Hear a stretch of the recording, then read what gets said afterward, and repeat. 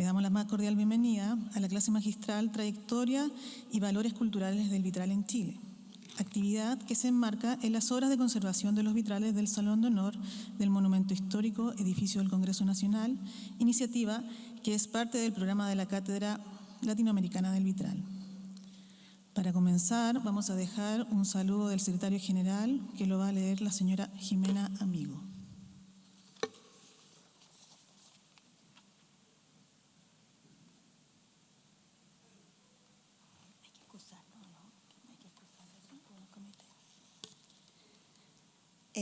Buenos días a todas y todos. Lamentablemente el secretario está en reunión de comité, así que le fue imposible estar a la hora que estaba programado. Por eso yo voy a leer lo que él preparó para esta reunión.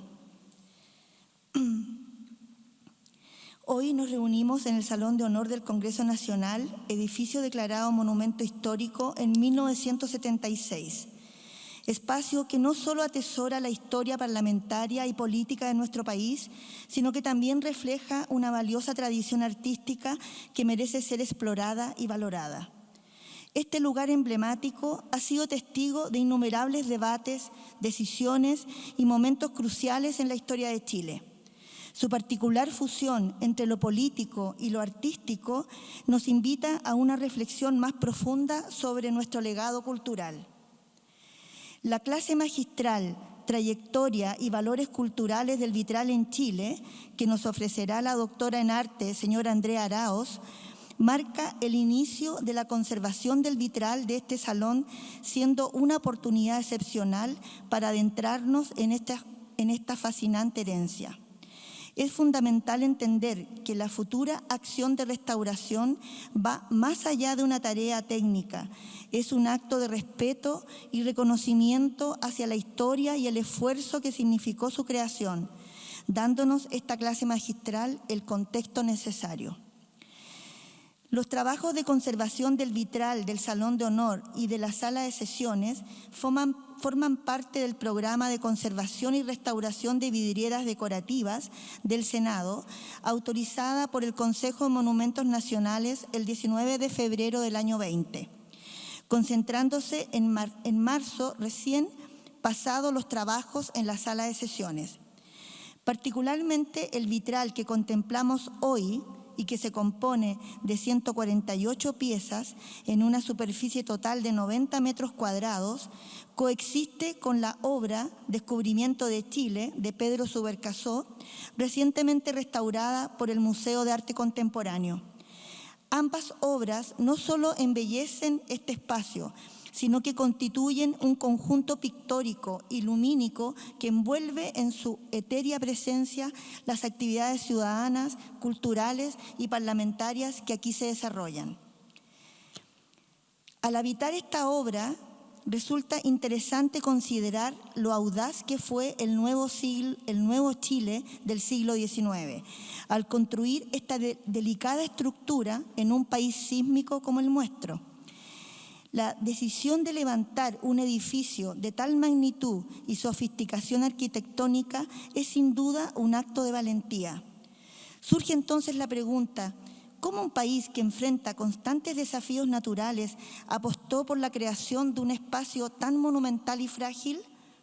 La respuesta radica en la determinación de construir una identidad nacional que se reflejara en sus instituciones, su arte y su arquitectura.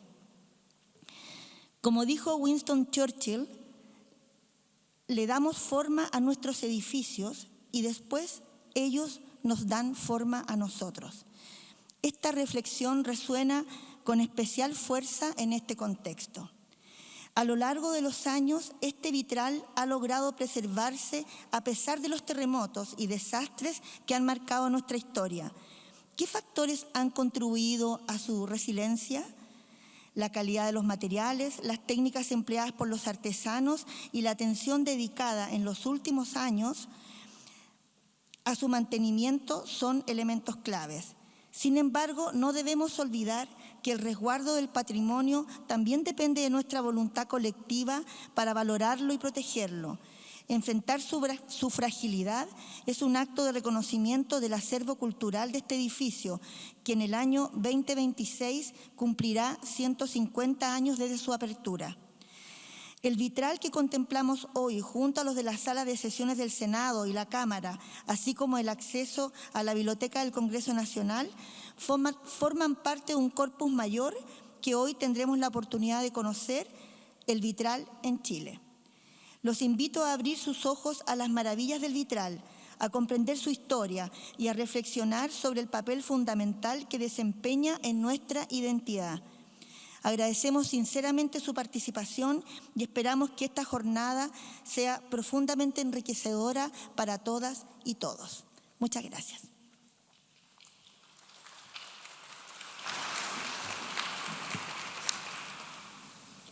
Agradecemos las palabras a la señora Jimena de parte del secretario general y a continuación vamos a hacer pasar a los moderadores a la mesa, la señora Priscila Barahona Albornoz, arquitecta y magíster en Patrimonio Mundial y Proyectos Culturales para el Desarrollo de la Universidad de Barcelona y Turín, y al señor Ricardo Loewe,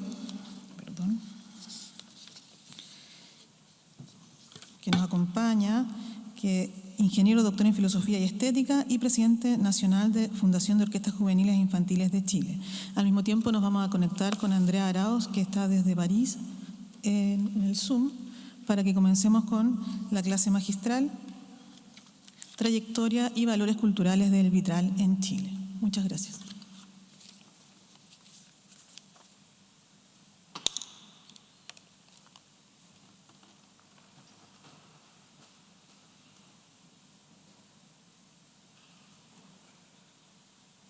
Hola, buenos días.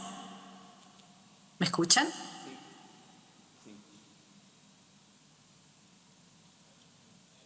Sí. ¿Sí? ¿Me escuchan, verdad? ¿Me ven? Sí, te vemos. Sí. Bien. Voy a compartir pantalla y yo voy a comenzar por explicar un poco cómo se va a desarrollar nuestra presentación. Y disculpen. ¿Ven la pantalla? ¿Estoy compartiendo desde ya o no? ¿Sí? Sí, se ve súper bien. Ya, ok. Y esto debería ser. ¿Y se ve ya en modo presentación? ¿Sí? Perfecto. Ya.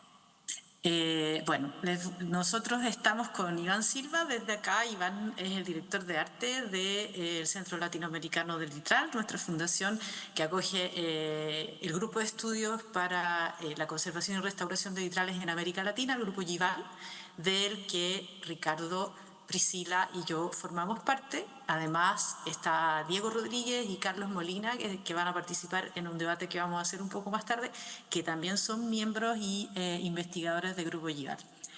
Entonces, la cosa se va a desarrollar un poco así. Vamos a hacer esta clase magistral a tres voces. Vamos a hablar en primer lugar del gran cambio cultural que ocurrió en Chile en el fines del siglo XIX y principios del XX, de un Chile que venía de la independencia y de un pasado colonial y una estética y una cultura colonial que se transforma en una nación moderna, como lo vamos a ir viendo a medida que avance el relato. Luego nos vamos a centrar en hablar un poco de la trayectoria del vitral en Chile, su llegada y su producción local, y vamos a terminar hablando de una reflexión de este momento de gran florecimiento cultural para Chile, que se produjo en este tiempo del auge de la explotación del salitre y de los recursos mineros que generaron las riquezas más grandes que Chile ha tenido en su historia republicana. Entonces, voy a partir, quiero solo saber si mis compañeros están listos y si la presentación se ve, Iván. Sí, perfecto.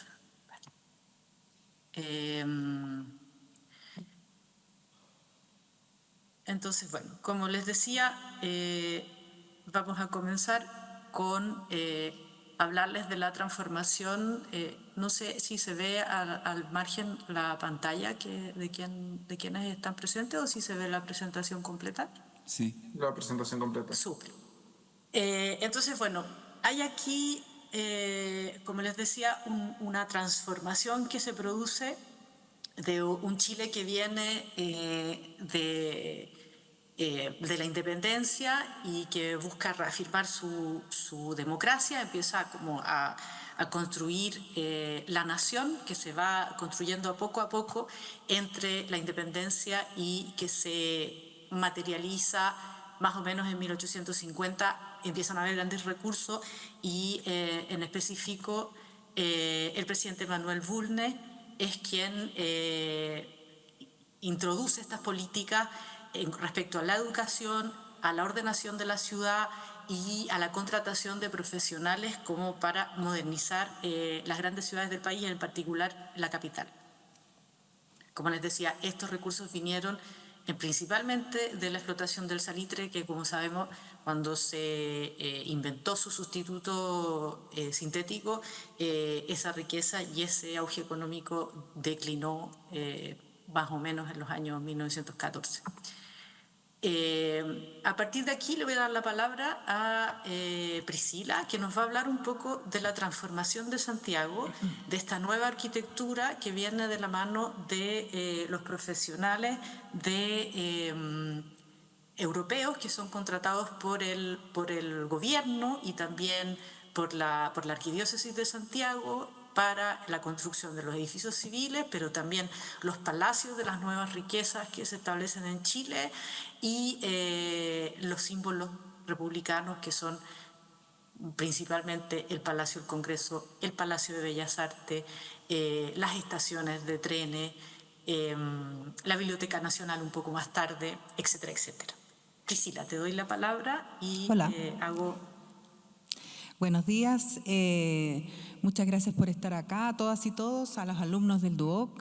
Me gusta mucho que también estén las nuevas generaciones que van a intervenir en nuestro patrimonio acá en este salón, que es un salón, como decía Jimena, que tiene tantas historias, tantos estratos también de artistas, de ciudadanía y de muchos actos históricos del país. Como decía Andrea, en la búsqueda de esta identidad republicana, digamos, cuando Chile ya se alza como una patria en sí, empezamos a buscar estos referentes que venían de Europa. Mucha gente había visitado Europa, otros países, y querían como asemejarse un poco en esa escala. Lo mismo que pasó con otras ciudades de Latinoamérica. Y Manuel Bulnes, como presidente, empieza a traer arquitectos, porque acá no existía la carrera de arquitectura. Empieza a traer arquitectos. De hecho, Valdosné era una de las empresas que desde donde se importaba, por ejemplo, todo el conjunto escultórico del patio. No solamente tenemos a Subercasodo, tenemos los vitrales y también tenemos un conjunto escultórico que son lámparas importadas también por catálogo. Se usaba mucho el tema del catálogo para la arquitectura de esa época.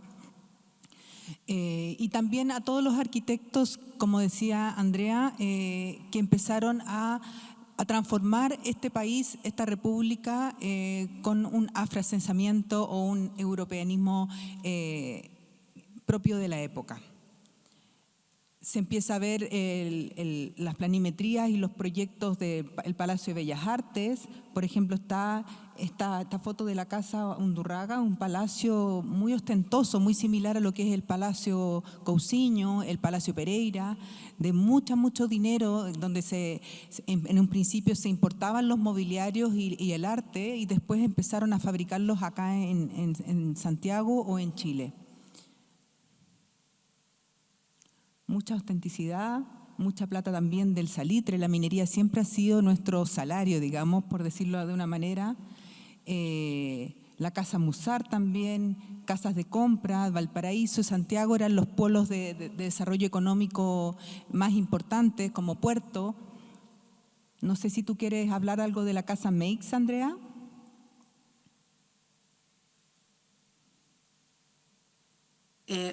Voy a hablar un poquito de eso cuando hables de la exposición internacional. Perfecto. Te dejo seguir con tu idea. Perfecto.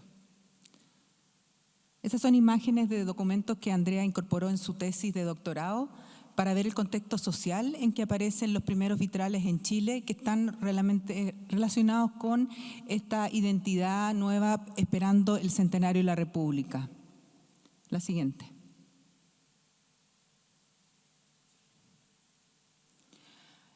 El gran intendente de Santiago, Benjamín Vicuña Maquena, obviamente, como todos sabemos, tiene un rol muy importante. Él es historiador, pero es un gran político que le tocó viajar por el mundo. Tuvo una vida bien compleja, pero sin embargo tuvo la visión de hacer grandes transformaciones en Santiago. Conocemos la transformación del el Cerro Huelén o Santa Lucía, el Camino de Cintura, que es lo que es Avenida Mata, la Avenida Alameda, que en ese tiempo no tenía esa arborización que tenía la Alameda de las Delicias, y otros inmuebles y hermoseamientos que él vio como intendente. Acá aparece una vista que es súper importante de relevar, que el Teatro Municipal de Claude-François Brunet de Vain, también del arquitecto que comenzó con el diseño de este congreso. Se ve que de fondo el Cerro Santa Lucía y se ve en parte lo que es el Teatro Municipal, con este contraste con la arquitectura más colonial y la neoclásica del teatro.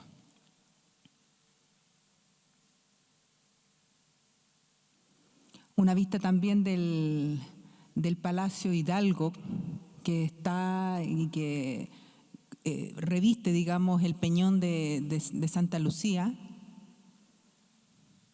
y le cambia obviamente la cara a Santiago vista desde la Alameda. Aquí me gustaría solo agregar una idea, Priscila, sobre este contraste que se produce entre esta imagen de este Santiago con este habitante de la ciudad y este Santiago con esos otros habitantes de la ciudad. En el fondo, una de las cosas que a nosotros nos gustaría transmitirles hoy día es cómo comprender el gran cambio cultural. O sea, es un enorme cambio cultural el que se produce entre esta imagen y esta imagen. Te dejo seguir. Bueno, absolutamente. Siempre el patrimonio y la arquitectura ha servido de este cambio de paradigma y de identidad.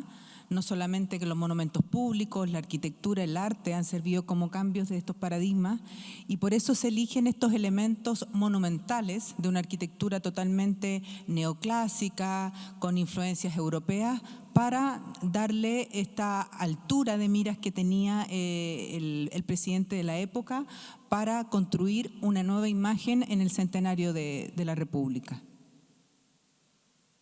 La siguiente. Un afiche de lo que es la preparación de este centenario de la independencia de Chile, muy elocuente por lo demás.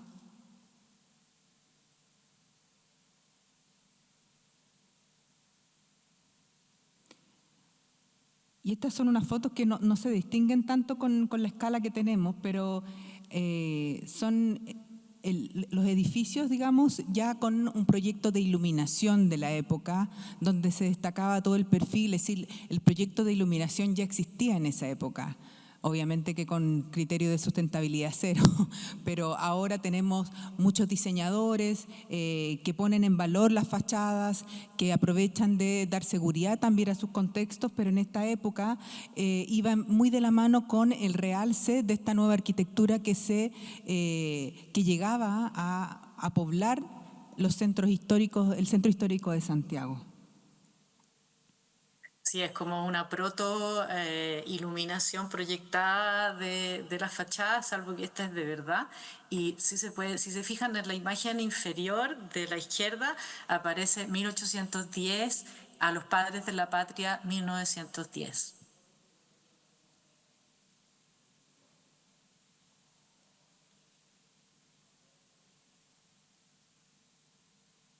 La siguiente.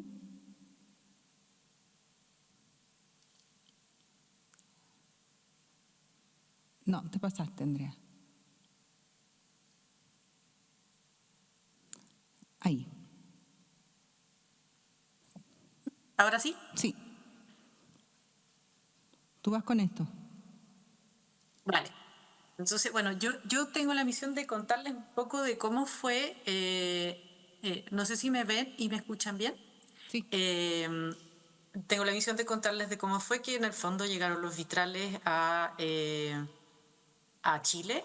Aquí hay un error en la diapositiva porque dice 1975, es la exposición internacional de 1875. Y a mí me gusta aclararles un poco de que en 1873 se organizó la exposición del coloniaje que expuso ciertas piezas que eran originales de la época colonial y algunas piezas que incluso se falsificaron para el momento, de manera de hacer una especie de resumen de cuál era nuestro pasado colonial.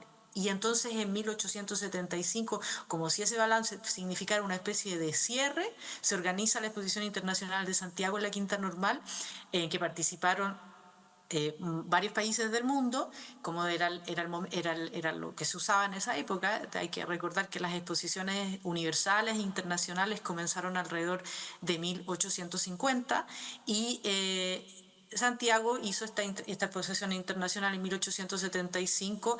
Aquí se ve en la imagen el Palacio de la Exposición, que hoy día es el Museo de Historia Natural.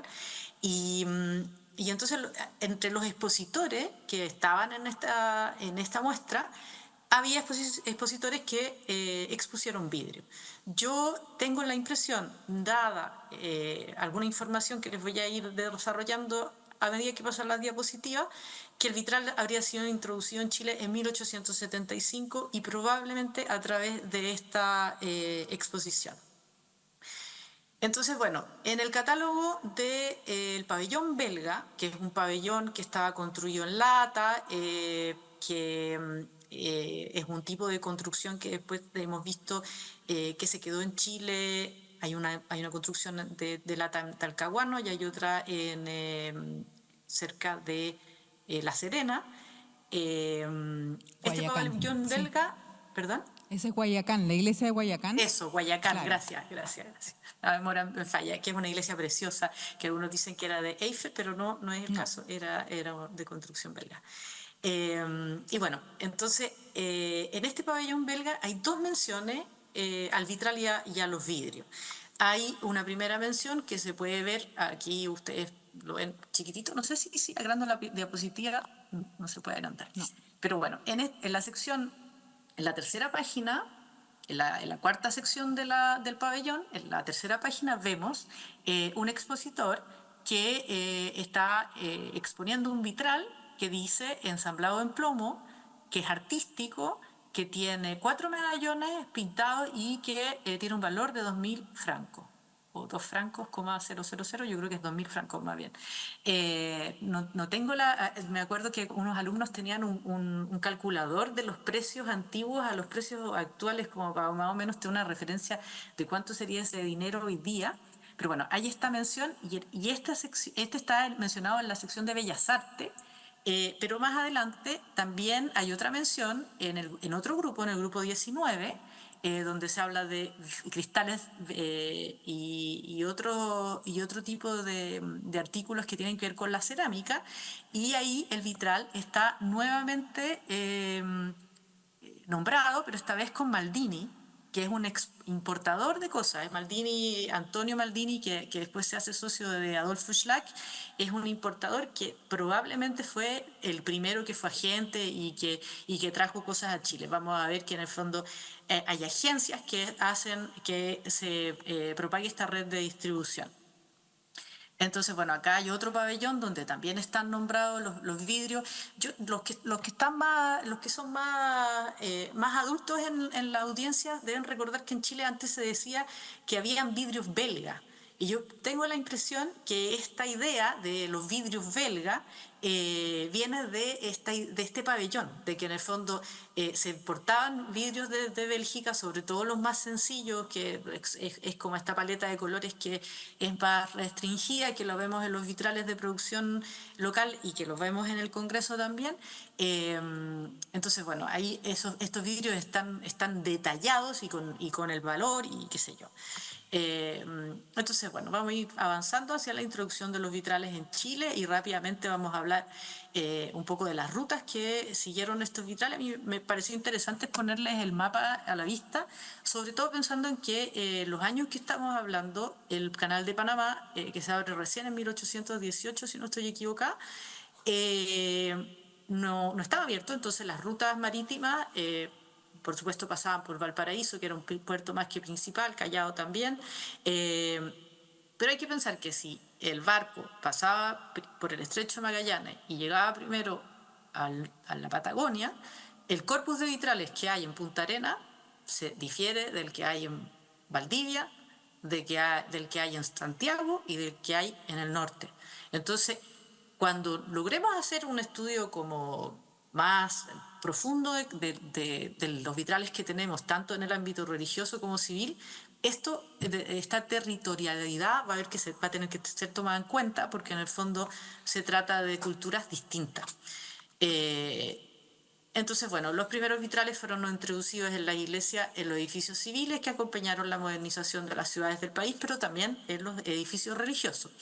Yo en lo personal he estudiado sobre todo el corpus religioso, pero el corpus de vitrales civil es enorme. Iván va a tener la gentileza de ponerles algunos links de algunos libros y publicaciones que hay donde pueden mirar un poco más en detalle algunos libros sobre los palacios de Santiago. Entonces, bueno, ahí vemos a Vicuña Maquena en esta foto que es bien emblemática de la remodelación de Santa Lucía. Y una cosa que vi hace pocos días cuando estaba haciendo esta presentación es que en la piedra donde están estos señores situados, más o menos en el medio de la piedra, está escrito Plaza de Champs-Élysées. Ahora, ignoro si eso seguirá así, si se puede ver o con qué tendrá que ver, pero no lo había visto. Eso es como un dato de algo nuevo que descubrí preparando esta presentación. Entonces, bueno, los primeros vitrales que llegaron, desafortunadamente, fueron instalados, desafortunadamente porque los hemos perdido, fueron instalados en la Capilla del Sagrado Corazón, hoy Capilla de San Francisco de Borja, que sufrieron, como ustedes saben, la destrucción por 2 incendios, y esta iglesia tenía los vitrales con firma más antiguos de Chile, los vitrales del taller de Gustave Pierre Dagrand, un vitralista de Bordeaux, que hizo vitrales tanto en esta iglesia como en el Palacio Arzobispal, como en el Colegio de los Sagrados Corazones, el Asilo del Salvador en Valparaíso y la iglesia Luis Gonzaga de Valparaíso, por nombrar algunas de sus obras. Los principales países de origen de donde venían estos vitrales son Alemania, Francia y Reino Unido, pero como dice la diapositiva, también hay otros importadores otras importaciones, que llegaron desde España, Bélgica y Suiza. En la imagen vemos un vitral de Mayer en la iglesia de Recreo de San Miguel, una anunciación en la capilla San Vicente de Paul en el Hospital Salvador en Santiago y un vitral británico que está en la capilla St. Peter's en Viña del Mar. Esta imagen me pareció interesante mostrárselas como para que vean todavía todos los misterios que tenemos por develar en esta historia de contar de qué se tratan los vitrales en Chile. Es un libro de encargos de envíos hacia Chile que indica que en 1896 se envió una caja con estos vitrales. Vemos la iconografía, las medidas, el nombre de un señor Vives, y la indicación de que esto va a Santiago, que ha sido pedido desde Santiago, pero llega al puerto de Valparaíso, pero no tenemos idea. Hasta hoy día esta imagen pertenece al taller Logan, que es un taller que está en Francia, que todavía está activo, y ellos enviaron estos vitrales. Ellos también fueron responsables de los vitrales que se hicieron en la iglesia del de los sacramentinos, pero estos vitrales no llegaron a los sacramentinos y no sabemos, tampoco corresponden en cronología, no sabemos a qué iglesia corresponden. Conversábamos con los compañeros de la Fundación Centro Latinoamericano del Vitral que eventualmente el próximo año, en que se cumplen teóricamente 150 años de la llegada del vitral a Chile, podríamos lanzar una especie de casa del tesoro para ver si podemos descubrir a qué edificio pertenece. Entonces, bueno, Mayer, la casa Mayer y su socio Settler fueron los principales casas que distribuyeron vitrales, no solamente en Chile, sino que en toda América y en varios lugares del mundo. Sobre todo en las ex colonias tuvieron un gran éxito. Es una casa que todavía está activa y me parece importante mencionarla porque, bueno, monopolizó entre 1870 más o menos y 1930, monopolizó el mercado de ultramar. Ellos son los responsables de el vitral de la Alegoría de la Justicia en el Palacio de la Justicia, otro de los palacios que se construyeron con motivo de la afirmación republicana que significaba la celebración del primer centenario. Y bueno, me gustó la idea de mostrarles un poco los dibujos preparatorios de cómo iba a hacerse este vitral. Si se fijan en este dibujo hay un español, pero bueno, yo me imagino que los responsables del encargo dijeron, no, usted me saca el español y me pone otra cosa, y entonces, bueno, tenemos ahí un centurión en vez de este señor español. Pero como para que vean un poco cómo funcionaban los encargos en esa época. Otro vitral que es sumamente relevante, y ahí ya podemos pasar a los vitrales civiles, es este pavo real de Félix Godin, que está firmado en 1905, para la casa de Carlos Cauciño. Es una casa que está en las afueras de Santiago, cuando Providencia eran chacra, que hoy día está en el centro del Colegio Mariano, en una casona construida por Alberto Cruz Montt. Es una maravilla de vitral, está completo y como está escrito en la diapositiva, fue dibujado por Franz Waldarf, que es un un cartonero de vitrales o un artista del vitral suizo, que murió en Niza, que nació en Suiza, y fue publicado en 1906 en la revista Zig-Zag, hablando de la belleza de este vitral en la casa del señor Cauciño. Ese es el vitral original y fue expuesto también en el Salón de la Sociedad Nacional de Bellas Artes en Francia en 1906. La firma es de 1905, pero eso es más bien la fecha siempre del encargo.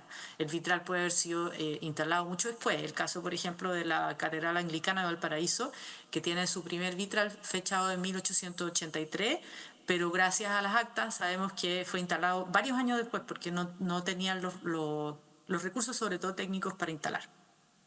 Entonces, bueno, como para detallarles un poco más sobre el tema de los encargos y de los agentes que participaban en esta red de distribución, me pareció interesante ponerles como una especie de esquela de las tarifas del taller Laurent, que el taller Laurent es el responsable de este plano, de esta hoja del cuaderno de envíos que yo les mostraba antes, que les decía que no sabemos a qué destino fueron a dar. Y aquí podemos ver que en el fondo hay una tarifa por poner un personaje de pie, por poner un medallón. O sea, el mandante o el cliente iba decidiendo en función de su presupuesto qué tanta carne iba a echar a la parrilla de su vitral. Entonces, bueno, este otro aviso, que es de la gente de Charles Champignol, que es quien hizo los vitrales del Tribunal de la Constitución, era Ernest Consoy de Gonencontre, que fue un dibujante francés que fue contratado por la Universidad de Chile para hacer las clases de dibujo dentro del plan o el programa de arquitectura, que además fue el abuelo de Juan Benavides y bisabuelo de Javiera Benavides. Gente muy interesante desde el punto de vista del desarrollo artístico de Chile, pero Gonencontre al mismo tiempo era francés y era agente de Charles Champignol. Por otro lado están las importaciones que llegaron desde Gran Bretaña, y ahí vemos a Powell & Son, por ejemplo, en este aviso. Y estos son algunos de los talleres que importaron vitrales a Chile: Clayton & Bell, Morris & Co., y Stephen Adams, Laverson Westgate, Harold Ryan. Y bueno, todos ellos son parte del Gothic Revival británico, y sus vitrales son probablemente los más importantes y los de más calidad del corpus de vitrales que hay en Chile, que proveniente de las importaciones. Hay otro detalle de avisos del taller Godin, que puso vitrales junto con el arquitecto Eugenio Joanón, con quien siempre, o que trabajó varias veces con el taller Godin, a estas 3 iglesias. Y bueno, voy rápidamente hacia la trayectoria del vitral, porque estamos un poco con la hora encima, y falta la exposición de Ricardo, que nos va a hablar, como les decía, del florecimiento cultural de Chile, que es un componente importante por el contexto. Entonces, bueno, en Chile se empezaron a producir vitrales tan temprano como se hicieron las importaciones. Hay una primera mención, como dice bien en esta diapositiva, de la Sociedad de Fomento Febril, que habla de la alfarería y la vidriera, y encontramos mosaicos de vidrio. No todavía nombrado vitrales, y por mucho tiempo en Chile se ha hablado de vitraux, cuando existe la palabra en castellano vitral, pero nos ha costado mucho zafarnos de las maneras en que se nombraba antiguamente, el siglo XIX y XX. Algunos ejemplos, como, qué sé yo, de los productores, Ferrari y Cia, con los vitrales del Teatro Velarde, y aparece además en el artículo que ellos hicieron vitrales en el Casino de Viña.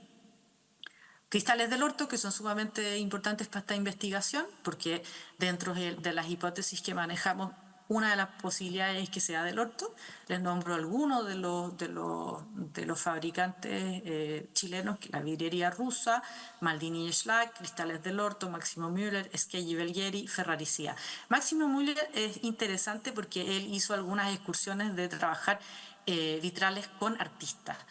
Eso lo vamos a hablar en el final. Y bueno, sobre el Palacio del Congreso, por ahí algunas imágenes de cómo se veía el Palacio del Congreso en el principio de su historia, que bueno, no hemos hablado mucho de su trayectoria y de la historia del edificio, de cómo el edificio se construyó, pero los que están presenciales van a poder ver los tótem que hablan de toda esta historia, y los que no van a poder disfrutar del catálogo que acabamos de editar, pero que todavía no se lanza en el contexto de esta licitación. Entonces, los vitrales están en el Palacio del Congreso, en la sala de sesiones del Senado, en el Salón de Honor del Senado, pero también están en la Biblioteca del Senado y en la Cámara de Diputados. Entonces, eso es como más o menos una vista general. Al final de este proceso de conservación, del que vamos a tener oportunidad de hablar un poco más con Diego, vamos a poder como conocer mucho más sobre la historia de estos vitrales, y vamos probablemente llegar a saber cuál es la atribución. Por el momento, las hipótesis que manejamos es que Cristales del Orto podría haber estado a cargo, porque eran uno de los proveedores que trabajaban con estos arquitectos. La segunda generación después de los profesionales son arquitectos formados en Chile, que siguen una tradición en parte historicista, y que después van a desarrollar una expresión mucho más propia. Y aquí hay una cantidad de talleres de vidriera sencillas que trabajan con estos arquitectos, y entre ellos está el orto. Ahí le pusimos en la diapositiva un documento de archivo encontrado por Javier Valencia, que es parte de nuestro equipo, en que están los listados en la Dirección de Obras Públicas de los proveedores y de los costos de lo que se ha gastado en el caso del Palacio. La última cosa que encontramos, que fue algo muy interesante y que es un descubrimiento de Javier, es Ulderico Rossetti, del que no teníamos ninguna noticia. Lo conocimos la semana pasada, y en esta factura está la descripción de 140 vidrios de color para la Cámara del Senado. Entonces, estamos manejando esas hipótesis para llegar a saber ¿En qué momento fueron incluidos los vitrales? No sabemos. El edificio se empezó a construir, el decreto desde desde 1850 hasta un incendio en 1895. Nosotros creemos que los vitrales probablemente fueron integrados después de 1895, y algo que a lo mejor vamos a poder hablar un poco más en detalle con Diego cuando hablemos de los vitrales, es la calidad técnica y las dificultades que probablemente estos maestros vitralistas enfrentaron en el momento de hacer este encargo. Priscila, te dejo decir algo sobre los valores culturales del vitral en Chile. ¿Ahí? Hola. Los vitrales, como cualquier elemento que transfiere un relato o un documento propiamente tal, nos transfiere, primero que nada, historia cultural y social en Chile. También nos transfieren historia de la industria y del oficio propiamente tal. También son testimonios de las transferencias culturales ocurridas en su contexto entre finales del siglo XIX y XX. Habla también de la historia de la arquitectura. Tenemos que entender que los vitrales son elementos parte de la arquitectura, no son elementos muebles, aunque se podrían musealizar, no son elementos muebles y por lo tanto forman parte de la arquitectura al ubicarse en los vanos de la arquitectura. También son patrimonio y arte religioso en el caso de las iglesias, hablan de la historia de la inmigración en muchos casos. También hay una transferencia de conocimientos, como les decía, son documentos, hablan de un relato y de alguna transmisión que el artista en conjunto con el arquitecto querían transmitir a la persona que iba a usar ese inmueble. Los propios cultores del oficio que mantienen esta tradición de 150 años en el país como un patrimonio inmaterial, es decir, el oficio del vitralista en conjunto con el artista crean una simbiosis que es inseparable, indiscutible y parte de la arquitectura. La siguiente. Muchas gracias, Priscila. Vamos a pasar ahora a este excursus sumamente interesante que nos va a ofrecer Ricardo Löbel con el florecimiento cultural más importante que ha vivido el país desde su inicio. Ricardo, el foro es tuyo. Muchas gracias y contentos de tenerlos a todos acá y poder dialogar sobre estos temas.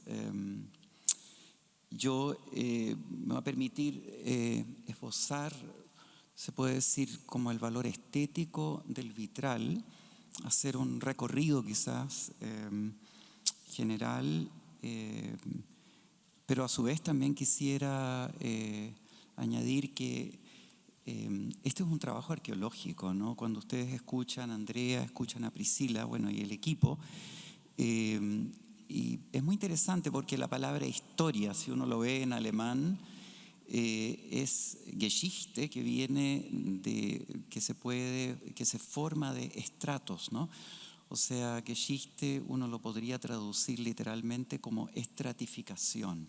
Entonces, historia es en realidad el análisis de los estratos en todo el sentido. O sea, es un trabajo arqueológico. Yo hice estos apuntes así para no desviar y se llama el vitral, le puse en tiempos de oscuridad. En un relato titulado Le Vitre et le Rideau, Augusto Dalmar, el primer Premio Nacional de Literatura chileno, en 1882-1950, integrante también del Grupo de los 10, del cual voy a hablar al final.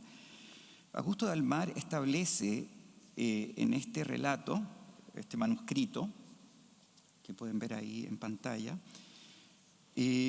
un diálogo en prosopopeya entre la ventana y la cortina, una cosa así bien lúdica, o sea, entre la transparencia y la veladura. La ventana impide el paso del viento y la cortina el exceso de luz.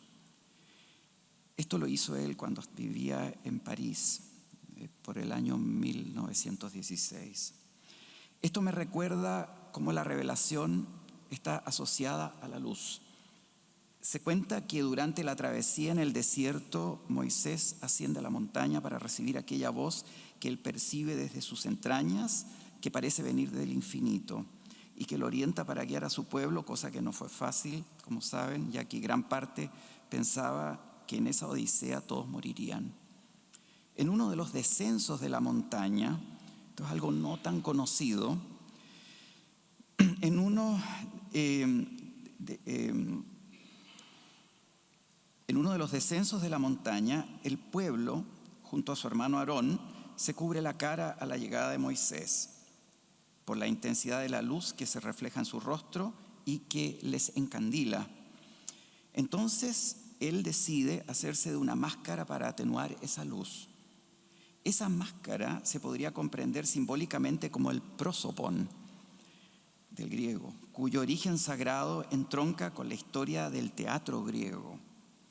Todo esto parece ser material legendario y fabuloso. Yo también lo creo. Aprendemos a hablar fabulando en palabras que son parábolas. Desde ese lugar pienso la intensa luz del cielo tamizada con la coloratura del vitral. Queremos indagar en el gesto humano de entregarse de forma natural y creativa a la edificación monumental de espacios religiosos y seculares, ¿no? El año que viene cumplimos 100 años de Estado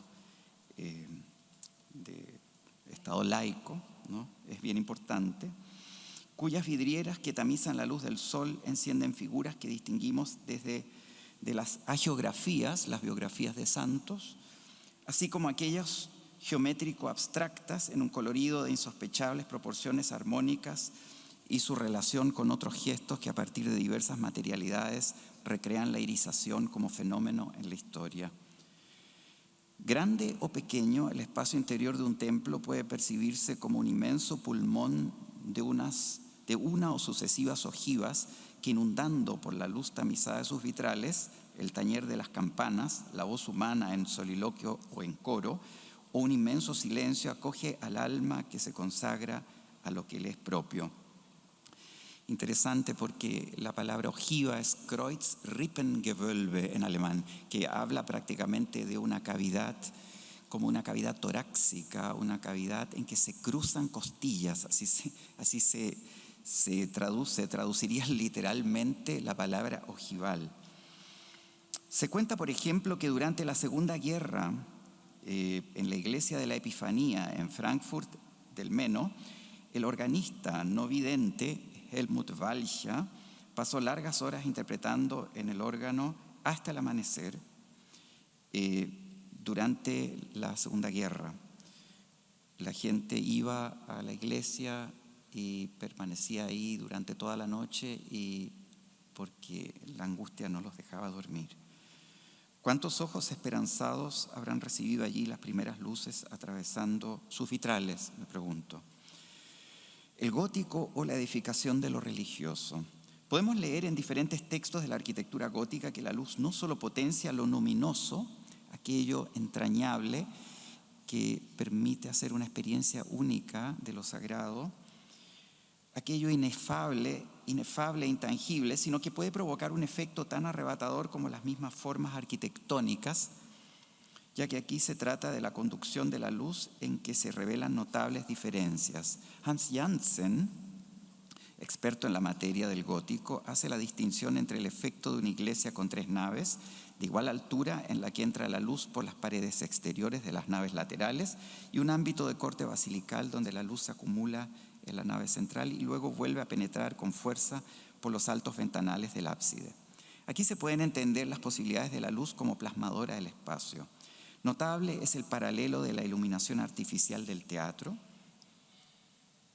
con la escenificación de una atmósfera espiritual cuya policromía va cambiando con el ritmo de la luz solar que se filtra por los vitrales y que se decanta en un colorido crepuscular al fin del día. Esto se puede pensar desde el concepto teórico de la luz que plantea Janssen, en que esta abarca realidades y experiencias ópticas y espirituales de manera dialéctica, mientras que en la luz del arte ambas cosas se funden en una. Existe algo así como un espacio protosagrado. Yo pude tener esa experiencia en una caminata a Santiago de Compostela.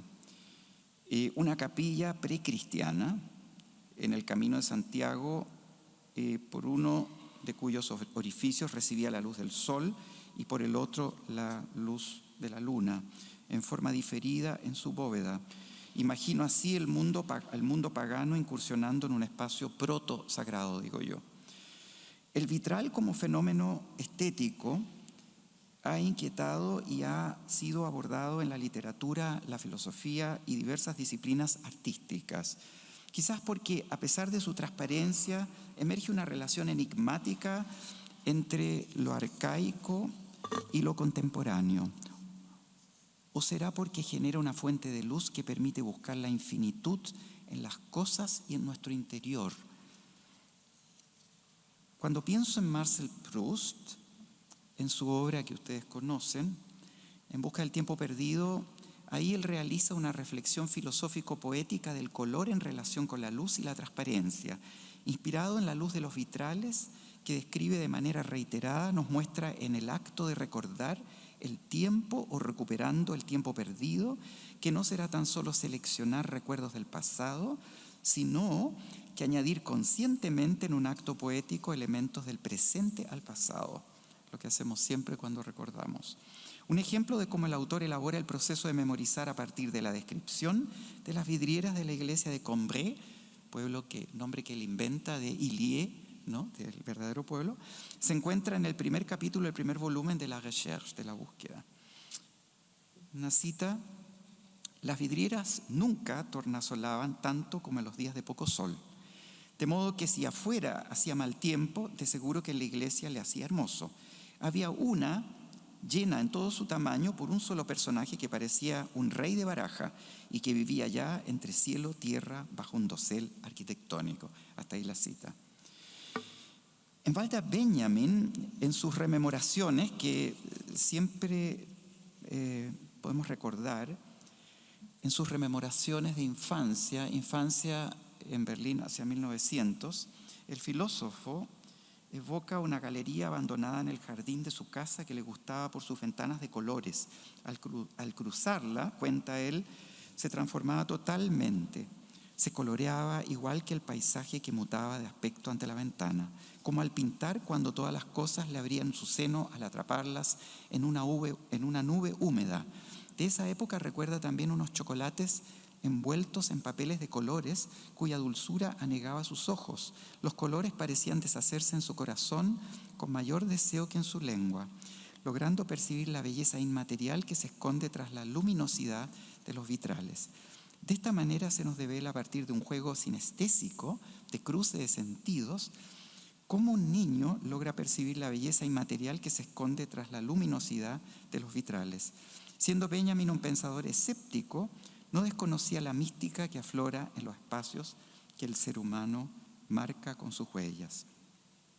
Quiero hablar con ustedes algo sobre la generación del 900 que nos lleva prácticamente a comprender la evolución de la ciudad y de la edificación, se puede decir, de todo lo que tiene que ver con la construcción del Santiago en aras al centenario de 1910. Y cómo esta generación del 900 pujaba prácticamente esta evolución, algo que echamos un poco de menos para el bicentenario. La generación del 900, el edificio de este congreso, del Congreso Nacional, se inauguró en 1901, poco después, con ocasión de la celebración del centenario de la República en 1910, se construyen otras edificaciones emblemáticas con vitrales en el centro histórico de la ciudad de Santiago, que llegarían a ser monumentos nacionales, como el Palacio de los Tribunales de Justicia, diseñado por Émile Doyer, el Ministerio de Obras Públicas, 1904, la Estación Mapocho, 1913, el Palacio de Bellas Artes y el edificio de la Bolsa de Comercio en 1910 y 1917, la casona del doctor Puyó, todas obras de Émile Jecquet, y el Palacio Bruna, proyectado por Julio Bertrand y concluido por Pedro Prado en 1901. Émile Jecquet y Bertrand eran primos y también socios en el trabajo arquitectónico. Julio Bertrand y Prado eran integrantes del grupo de los 10 y representan la generación del 900. Eran todos aquellos jóvenes que en 1900 habían cumplido 20 años. Ambos tuvieron un rol clave en el origen y evolución de este movimiento. Ahí vemos a Augusto Dalmar al lado de Alfredo Melosi, que dirige una de las primeras revistas que es Instantáneas de Luz y Sombra, que es la precursora del zigzag. Émile Jecquier era primo de Bertrand y cercano al grupo. El grupo de los 10 se caracterizaba por su espíritu filosófico y una visión penetrante y personal que debía abarcar todos los conceptos del mundo. Se manifestaba también en la admiración por la belleza, la preocupación por lo chileno, americano y europeo, y en el deseo de remontarse a las fuentes puras de las humanidades. Con humor, talento y espíritu lúdico intentaron renovar la concepción de la literatura y las artes en general, superando el costumbrismo, la pintura de paisajes y la poesía sentimental. Este grupo de intelectuales chilenos formó una cofradía que se llamó a sí misma los 10. Ahí vemos a Manuel Magallanes Moure y Augusto Dalmar. Pintores, escultores, escritores, músicos, arquitectos y otros profesionales se integraron como décimos a partir de su afinidad en el intento de cruzar y complementar las disciplinas artísticas. El grupo trajo nuevos aires a la cultura nacional y logró incidir en decisiones que modificaron la fisonomía de la ciudad de Santiago a través de la arquitectura. Julio Bertrand Vidal, quien recibió su formación en l'École Spéciale d'Architecture de París, recorre Europa y plasma con sensibilidad escenas de las ciudades cuyas imágenes se aprecian en el material fotográfico que junto a los cuadernos de apuntes, bocetos y dibujos trajo a su regreso a Chile en 1911. Allí se percibe la forma como organiza su mirada desde muy temprana edad a través del lente de la cámara en referencia a la noción estética de la arquitectura que luego plantearía Pedro Prado en su capital Ensayo sobre la arquitectura y la poesía, escrito en 1912. Ahí nos dice que la arquitectura viene siendo, comillas, compendio minúsculo del mundo hecho por ojos humanos, así considerada en las ruinas se puede leer, como en los libros, las vidas de los pueblos desaparecidos. En la arquitectura, dice, hay expresión humana con aire de eternidad. Hasta ahí la cita. Una obra importante en que participaron los artistas del grupo de los 10 fue el Palacio Bruna, que fue construido por el entonces industrial salitrero y senador de la República, don Augusto Bruna, entre los años 1916 y 1921. Siendo sus arquitectos Julio Bertrand y Pedro Prado. Hay que decir que Julio Bertrand tuvo que dejar el proyecto por motivo de su muerte a los 30 años y Pedro Prado fue su sucesor. En el sitio del Consejo de Monumentos Nacionales se lee que el edificio tiene un estilo histórico florentino de albañilería de ladrillo reforzado con 3 niveles en su interior con columnas de gran altura y ventanales. Posee diversas terrazas con frisos en las fachadas que realzan el cuerpo del edificio. En el interior el vestíbulo presenta placas de mármol italiano verdes y negras, tanto en muros como en las simétricas escalas que llevan al piso superior. A partir de 1939, el Palacio Bruna fue ocupado por Estados Unidos, primero con su embajada y luego con el Consulado General. En 1995 pasó, hay que decir felizmente, a la Cámara de Comercio, Servicios y Turismo, la que inició un proceso de restauración en muy poco tiempo con algo así como 100 operarios. El edificio constituye una obra arquitectónica de gran belleza que se enmarca en un barrio de singular unidad y que enfrenta al Parque Forestal, así como Priscila y como Andrea mencionaban, como a partir del cargo de Benjamín Vicuña Maquena como intendente de Santiago entre 1871 y 1873, le dio un diseño le cambió el diseño prácticamente a toda esa zona del barrio Santa Lucía. El crítico Hernán Díaz Arrieta, con el seudónimo Alone, aquí aparece en el Pacífico Magazine, o Chile Magazine, en el año julio 1921, se puede decir una descripción del Palacio Bruna, y se interesa por escribir, o sea, escribe acerca de este palacio y envía a su vez una carta al arquitecto Pedro Prado en la que expone, y esto es muy interesante porque fue un gran escritor y crítico de nuestro país, pero aquí él le escribe a Pedro Prado que no se siente a la altura de poder decir algo al respecto por la magnitud arquitectónica. Es una carta impresionante. Dice, incluso señala hasta que siente vergüenza de escribir algo, pero nosotros leemos este artículo que está con minuciosos detalles, y esto que él no venía de la crítica de la arquitectura. No obstante, termina escribiendo el Palacio Bruna de manera minuciosa y bella en la revista Pacífico Magazine, como digo.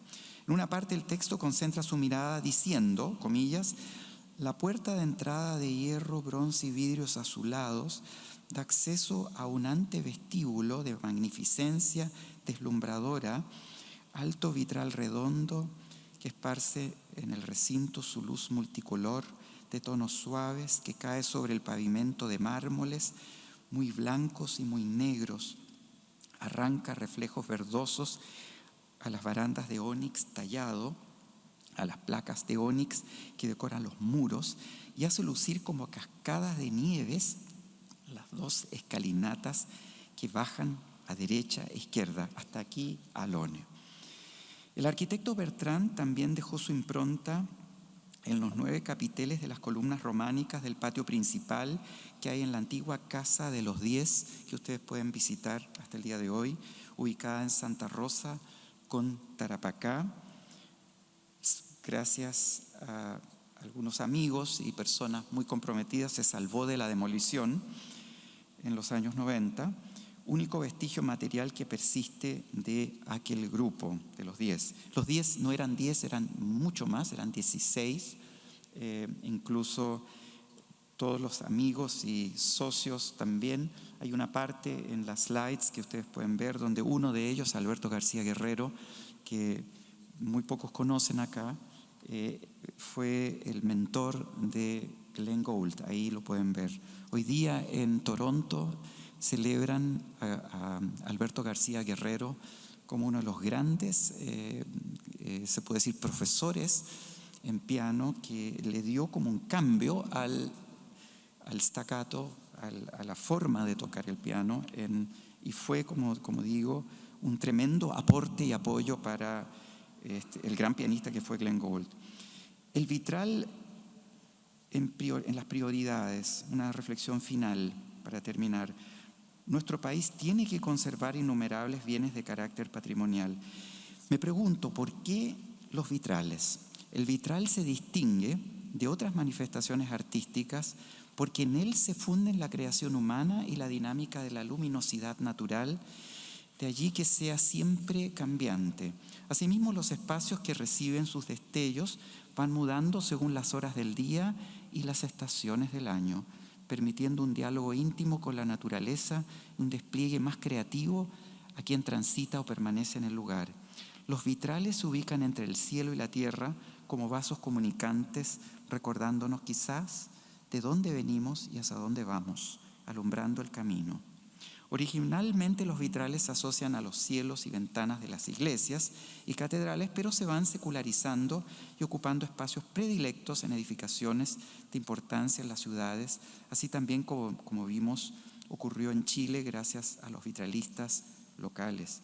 El delicado trabajo artístico que precede a la aparición de un vitral se encuentra acorde con la dignidad de la función pública que tiene lugar bajo su amparo. Siendo así, no es raro que este Palacio del Congreso Nacional se coronara con las hermosas y coloreadas vidrieras que lo iluminan. Los vitrales allí donde estén aportan belleza, luz y transparencia y pueden ser inspiradores en tiempos de oscuridad. Muchas gracias.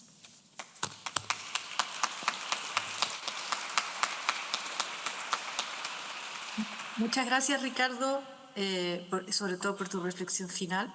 Yo me permití agregar esta diapositiva que algunos han podido leer sobre el hijo de Balmaceda, Pedro Balmaceda, que está en una de las recopilaciones que tú has hecho, de este mundo afrancesado e intelectual chileno que vale la pena volver a visitar, y sobre todo en la idea de que volvamos a tener un pensamiento crítico. Esta memoria chilena, si lo quieren mirar. Y yo quería decir una última cosa antes de que pasemos a los debates, a las preguntas, a entender de cómo fue las obras preparatorias para sala de sesiones y para el Salón de Honor. Y lo que me parecía interesante sería mostrarles, bueno, aquí hay un pequeño error de texto en la diapositiva de Laureano Guevara. Laureano Guevara va a darle solamente como un remate a la idea de lo que se produjo en Chile. Tuvo una carrera como pintor y como muralista. Su trabajo en la exposición de 1929 es muy relevante en la idea de hacer como un imaginario mucho más nacional. Y él se interesó en el vitral. Entonces hay vitrales de él en el actual Ministerio de Justicia y en la caja del crédito prendatario, si no me equivoco, vitrales que yo no he tenido la oportunidad de ver, pero los he visto en fotografías. Y Laureano Guevara es importante porque, bueno, es parte de una generación que fue becada para ir a Europa, y él aprendió a hacer vitrales en Dinamarca porque tenía una novia danesa con la que después se casó. Pero los vitrales que hizo en Chile los hizo junto, como les decía antes, a Máximo Müller. Y Laureano Guevara, hay una consecuencia del trabajo y del legado de él en su alumno, el gran José Venturelli, que en este año celebramos el centenario de su nacimiento, que hizo estos vitrales junto a un taller suizo. Estos vitrales están en Ginebra, en el Templo de la Madeleine. Es un trabajo sobre los derechos humanos. El Templo de la Madeleine es un templo protestante. Son más vitrales que estos, son 6 vitrales si no estoy equivocada. Y bueno, yo quería rematar con Venturelli porque en el fondo siempre me interesa como destacar todo el potencial que los artistas y los maestros vitralistas de Chile tienen en sus manos todavía, potencial que no ha florecido completamente como esa generación brillante que Ricardo nos acaba de presentar. Les agradezco a todos la paciencia, la escucha y las ganas de venir y de participar. Les saludo a todos a quienes nos escuchan también desde América Latina, Europa y el resto de América. Muchas gracias. Muchas gracias. Muchas gracias, Andrea. Bueno, ahora vamos a pasar a una mesa de discusión. Vamos a invitar a Diego Rodríguez, que es el jefe de restauración que se encargó de la limpieza del vitral de la sala de sesiones y están encargados pronto de los trabajos de la limpieza del Salón de Honor. A don Carlos Molina, investigador de ciencias cognitivas y presidente del Centro Latinoamericano del Vitral, que junto a Priscila y Ricardo nos van a poder contestar preguntas si es que hay alguna que pueda salir del público. Yo voy a partir con la primera, para partir y dar ánimos a preguntar. Específicamente a Diego, porque nosotros estuvimos en una experiencia ya, esta es la segunda experiencia de limpieza de nuestros vitrales, han pasado 15 años entre una limpieza y otra, y un poco que nos cuente cómo fue el encuentro entre el vitral cuando llegaron en el 2011, aproximadamente 2011, más o menos, y esta vez cuando levantaron nuevamente el vitral. Diego, pueden hablar ahí. Las preguntas, vamos a tener micrófonos para si alguien quiere del público preguntar, nos levantan la mano y le acercamos el micrófono. Gracias.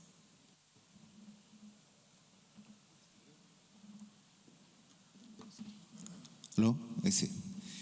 A ver, antes de contestar la pregunta de Ingrid, una breve reseña de la historia reciente de estos vitrales.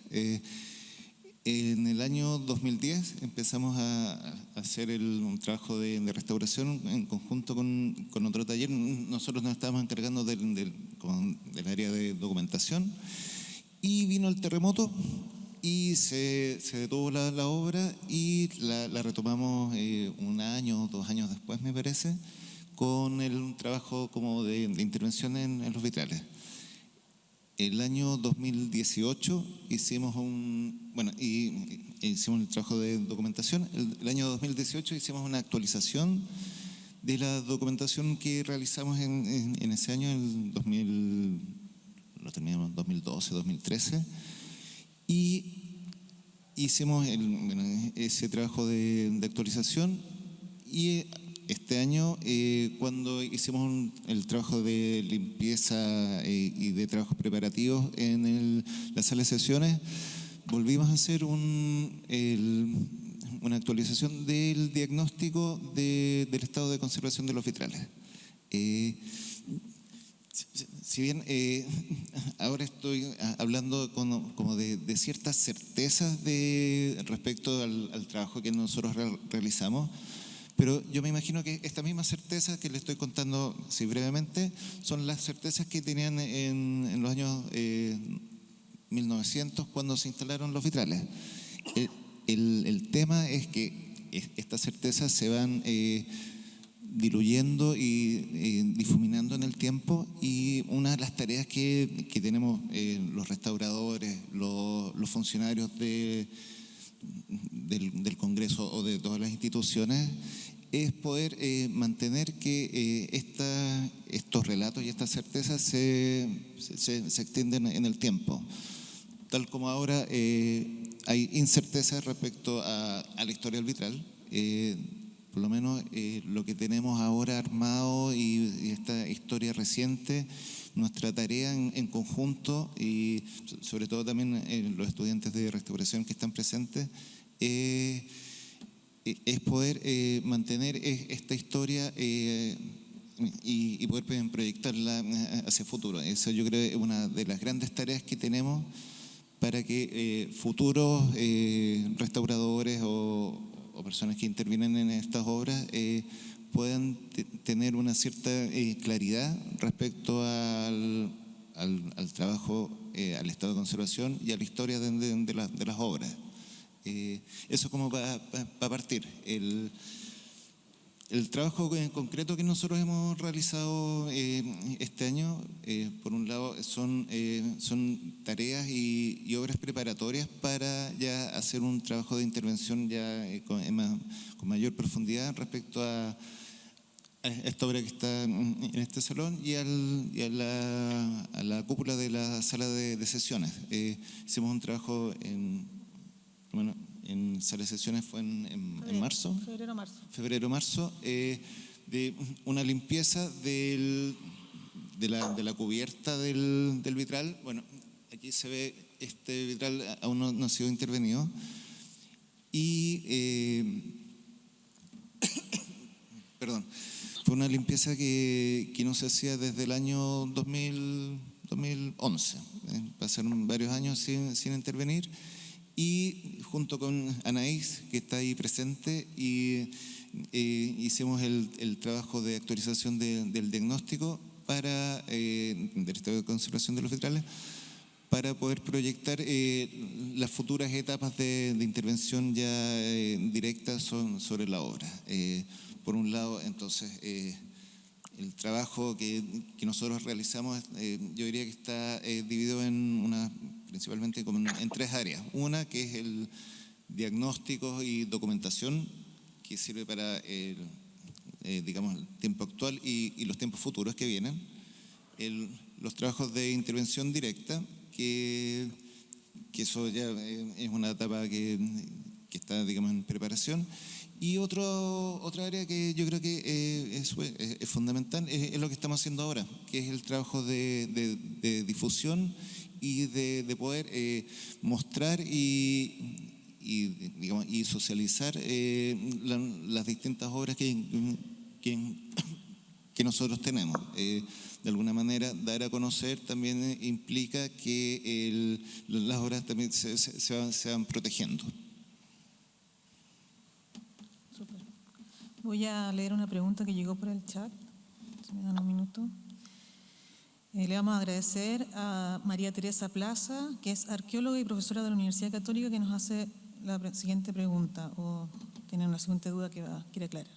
Quería preguntar si han utilizado fluorescencia de rayos X para estudiar las recetas y la tecnología de producción de los vidrios.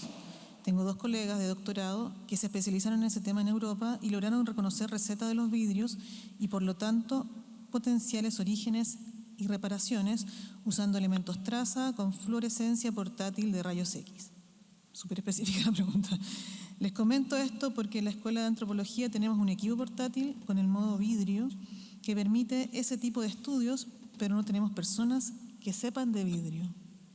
No sé si Andrea, Priscila, pueden hacer la interacción. Andrea, si quieres, bueno, yo Sí, quería comentar que en el Centro Nacional de Conservación y Restauración se han hecho algunos trabajos con otros bienes. El vidrio todavía sigue siendo, en muchos sentidos, no tan incorporado como a la ciencia. No sé si Andrea quiere comentar algo en relación a esta técnica no invasiva de rayos X que nos consulta María Teresa. Yo en realidad me quiero declarar primero un poco ignorante con respecto al tema porque yo soy historiadora del arte y no conservadora ni restauradora, pero sí tengo un contacto como frecuente con el Corpus Vitrario en Francia en un momento, cuando se hizo la restauración de la Sainte-Chapelle, se había publicado en la prensa que habían con un método logrado datar los vidrios, como se puede datar la madera, por ejemplo. Las ingenieras del Laboratorio de Investigación de Monumentos Nacionales aquí nos aclararon que eso no es posible, porque en el fondo, como que por la composición del vidrio, eso no sería posible. Ahora, con respecto a los estudios específicos de los que tú hablas, María Teresa, como que valdría la pena mirar los antecedentes para saber exactamente de qué se trata, porque también dificultó que las técnicas decorativas como la grisalla o la pintura o el esmalte pudieran ser perceptibles en rayos X. De pronto puede ser que tenga que ver con lo que sí se hace en pintura de caballete, que gracias a los rayos X se pueden detectar distintos estratos que han sido puestos en distintas épocas sin poder determinar en qué época se ha puesto cada uno. Eso es lo que yo podría aportar, no como necesariamente como una respuesta, pero como una apertura de tu inquietud. Claro, perdón. María Teresa complementa, dice, la fluorescencia de rayos X portátil es una técnica que permite identificar elementos químicos, tanto mayores como trazas. Tengo entendido que en vidrio funcionan muy bien los elementos traza que permiten ver fuentes de materias primas. Es un poco lo que yo decía, Ingrid, de que la pintura de caballete tú puedes determinar, por ejemplo, se han estudiado pinturas como, no sé, supongamos, de Pedro Lira, y tú puedes descubrir que de repente hay un tipo que tenía en la mano una bolsa y después ya no tiene la bolsa, porque gracias a este tipo de técnicas, yo conozco pronto otras, no conozco en detalle la que describe María Teresa, puedes ver gracias justamente a la composición diferentes colores, pero en el vidrio, más allá de ver que hay diferencia, la composición técnica, créeme que lo veo difícil, porque o sea, aquí se gastaron 50 años en redescubrir las técnicas antiguas para fabricar los vidrios, cuando en el siglo XVIII habían prácticamente desaparecido por falta de práctica. Así que habría como interiorizarse un poco más en lo que cuenta Teresa, me parece súper interesante, pero no tengo más información que le pudiera dar, ni puedo dar una respuesta como muy satisfactoria a lo que ella pregunta. Muchas gracias, Andrea. No sé si alguien acá de los presentes quieren hacer alguna pregunta para acercarles el micrófono. ¿O quedó todo muy claro? Bueno, entonces vamos a pedir a los invitados que nos den unas palabras de despedida y podamos terminar la actividad. Muchas gracias. Priscila, perdón, Ingrid, ¿Sí? antes de que termináramos, No sé si es posible que viéramos como una pequeña muestra estamos bien de hora, del trabajo que hizo Diego y equipo. No sé si es posible todavía mostrarlo. ¿Lo puedes compartir tú? Por el tema técnico yo tengo como esa dificultad. ¿Tú lo puedes compartir? Ningún ahí? problema. Ningún problema. Vamos Voy a ver entonces abrir un video de la recopilación de la información que se hizo en relación a la limpieza de la sala de sesiones del Senado, perdón. Esa era la idea. Antes Un del momento, video por yo voy a aprovechar de despedirnos, agradecerles a todos los invitados, a las personas que participaron por el Zoom, las preguntas, y los invitamos, una vez terminado el video, que salgamos a un coffee break que hay en el acceso al Salón de Honor. Muchas gracias. Les voy a pedir solamente que me confirmen si me escucho. ¿No? Sí, me escucho.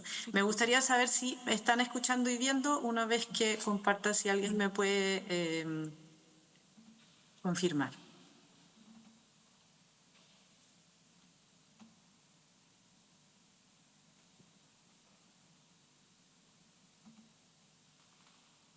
Sí, sí. ¿Se ve? Ah, el audio, Sí, ¿no? ¿pero no se escucha? Sí, se ve, pero no tiene audio. ¿Es posible compartir el audio? ¿Es posible compartir el audio? ¿Alguien de allá arriba? Andrea, pero veamos las palabras de término de nuestros invitados para así, mientras se soluciona esto, podamos... Perfecto, perfecto. Ok, muchas gracias.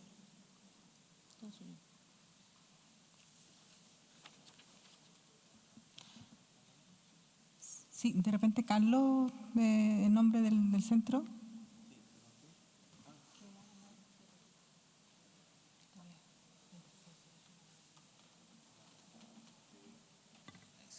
Bueno, gracias por estar acá, también a los que nos están escuchando telemáticamente. Yo soy presidente de la Fundación Centro Latinoamericano del Vitral, que se creó en el 2017 con la objetivo o finalidad de estudiar, proteger, restaurar eventualmente y poner en valor los vitrales patrimoniales en Chile y en Latinoamérica. Bueno, un poco por lo que vieron de la presentación de la Andrea, lo que ocurre en todas nuestras naciones latinoamericanas es más o menos parecido. Todas están con esta consolidación de su república, con el cambio de siglo en 1900 y creando construyendo palacios, tanto públicos como privados, digamos, y eso importando vitrales, digamos, a talleres, más o menos a los mismos talleres en Alemania, Francia, Inglaterra, y por lo tanto es una historia bastante común, de la que sabemos muy poco. Esa fue un poco parte de la motivación de crear la fundación, y de la cual Andrea, estamos muy orgullosos por eso, es como muy pionera de esta historia. Hemos participado en hemos patrocinado varios eventos, y restauraciones y formación también talleres de formación y laboratorios de escuela con la fundación. Como ejemplo le puedo contar, por ejemplo, el caso de la iglesia de San Francisco de Borja, que conocida también como la iglesia Carabinero, que tuvo el siniestro en octubre del 2020, el incendio con resultados catastróficos.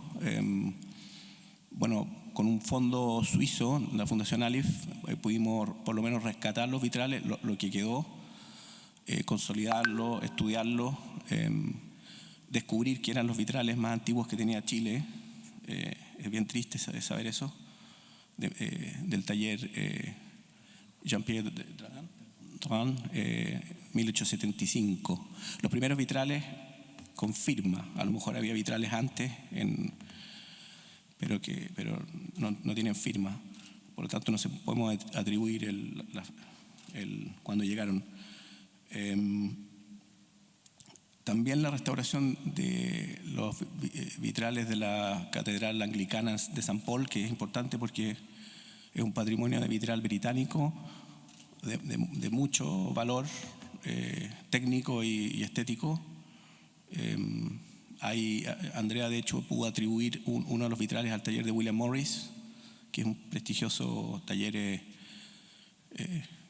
de Londres, fundado por el William Morris, un hombre muy interesante, un personaje muy interesante de fin del siglo XIX, creador del movimiento Art and Craft en Inglaterra. Patrocinamos también la creación del grupo GIVAL, que es el grupo de investigadores, Grupo Internacional de Investigadores del Vitral en Latinoamérica, precisamente porque detectamos que teníamos historias comunes entre los distintos países en Latinoamérica y era fundamental poder conocer, quiénes son los expertos del vitral en otros países y intercambiar conocimientos.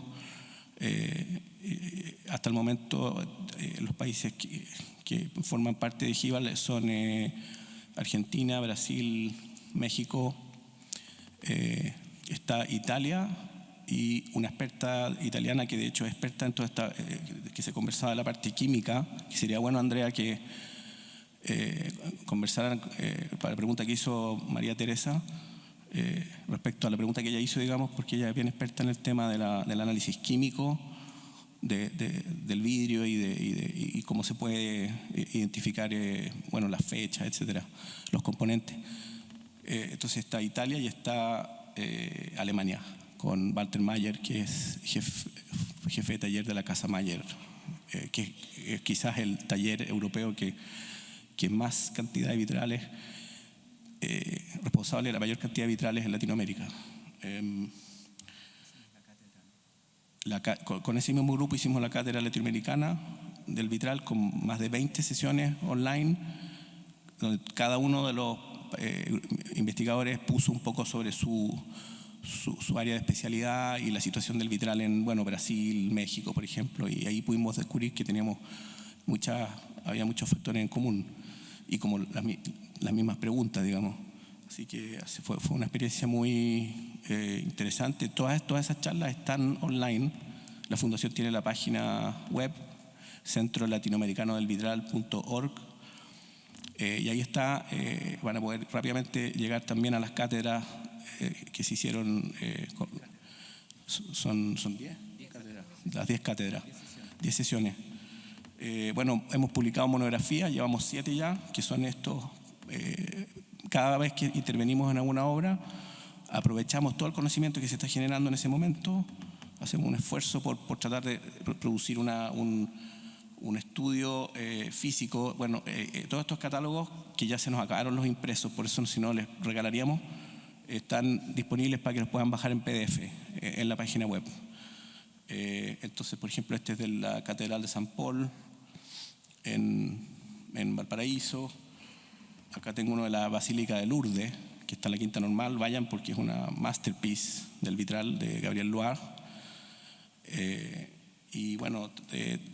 Estamos en este momento también patrocinando la edición del catálogo de los vitrales del ex Congreso Nacional. Finalmente, una de las últimas cosas en que hemos estado involucrados es la creación de Corpus Vitrarium Chile. El Corpus Vitrarium es una medievale. Se creó después de la Segunda Guerra porque, Alemania, Francia e Italia, a propósito de la guerra y de proteger el patrimonio, decidieron bajar muchos de los vitrales de las catedrales más importantes y los escondieron para que no fueran dañados por los bombardeos, etcétera. Por lo tanto, cuando terminó la guerra, se encontraron que tenían los vitrales a mano, vitrales que estaban típicamente a 60 metros de altura. Entonces, en vez de volver a ponerlos, decidieron estudiarlos y crearon la disciplina del estudio del vitral, que no existía en ese minuto así de manera más formal, y empezaron a estudiar, crearon Corpus Vitrarium Medievale, que la idea era hacer el catastro de los vitrales en Latinoamérica, en Europa, de los vitrales medievales. Pero después se dieron cuenta que tenían que expandir un poco el tiempo de lo medieval a los siglos, qué sé yo, 17, 18, y han llegado hasta el siglo XXI, y los países van ingresando. Estados Unidos, por ejemplo, ingresó en los años 1980.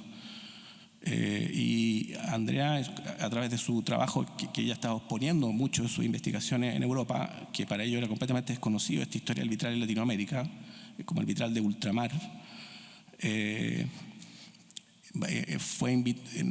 fuimos invitados como país, como Chile, a crear el capítulo Chile, que sería el primer país latinoamericano que sería parte de Corpus Vitrarium Internacional, con el capítulo Chile, con la idea de hacer el catastro de los vitrales en Chile, más importantes, patrimoniales, zona norte, zona centro, zona sur, y para eso estamos haciendo una alianza con la Universidad Católica, con el Centro del Patrimonio, porque hay que crear esa masa crítica de investigadores que hagan este trabajo que demora, digamos. Solo para darle un ejemplo, los franceses se demoraron 70 años. Creo que el año pasado terminaron su catastro de todos los vitrales franceses. Se demoraron 70 años en hacerlo. Tienen mucho más que nosotros, pero es un proceso lento.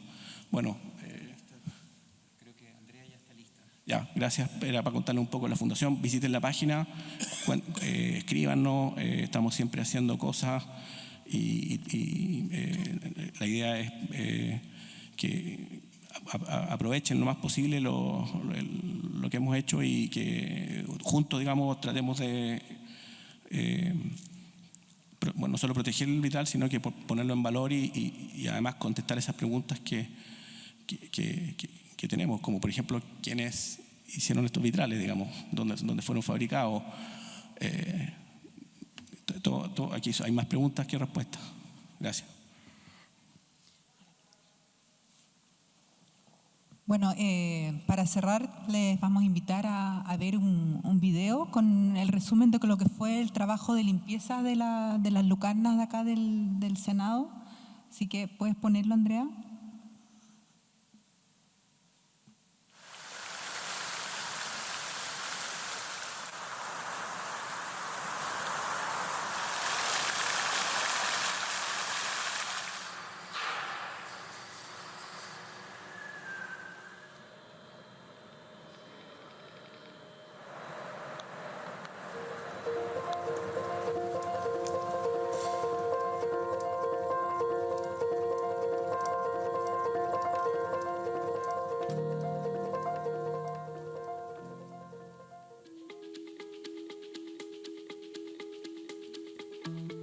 La puesta en valor de las lucarnas del Senado, ubicadas en el Palacio del Congreso, es un trabajo que implica un desafío de seguridad importante por las condiciones de acceso de las obras. En esta etapa, la limpieza superficial es complementada con la actualización del diagnóstico y los trabajos se realizaron bajo la modalidad de laboratorio escuela, lo que asegura la transmisión de los conocimientos.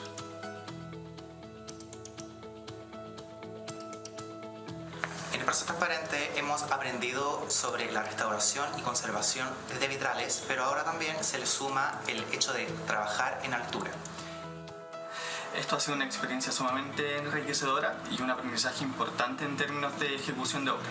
Esto por temas de seguridad, trabajo en equipo y el hecho de poder desempeñar estas labores en un recinto tan importante a nivel patrimonial e histórico. Estar en el edificio del Congreso, en el cual no había tenido oportunidad de trabajar, es súper motivante. Las condiciones del trabajo en altura y sobre todo sobre materiales frágiles como puede ser el vidrio le da aún mayor complejidad a la situación.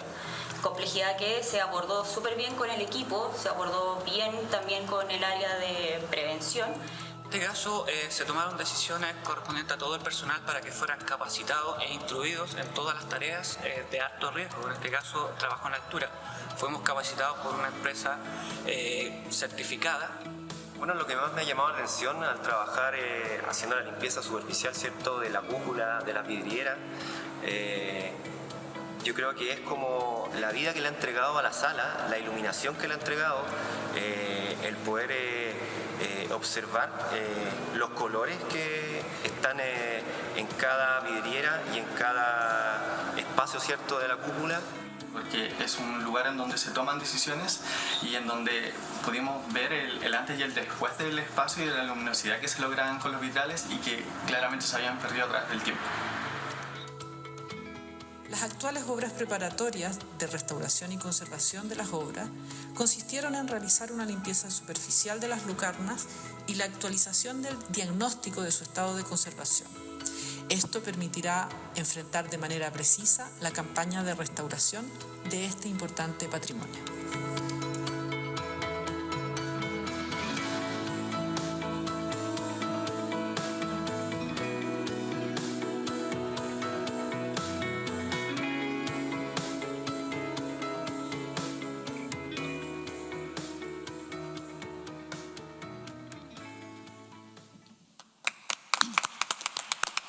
Bueno, nuevamente muchas gracias a todos los asistentes por remotamente. El video creo que se les entregó el link en la página, en el Zoom, y los invitamos ahora sí a tomar un cafecito a la salida. Muchísimas gracias por venir.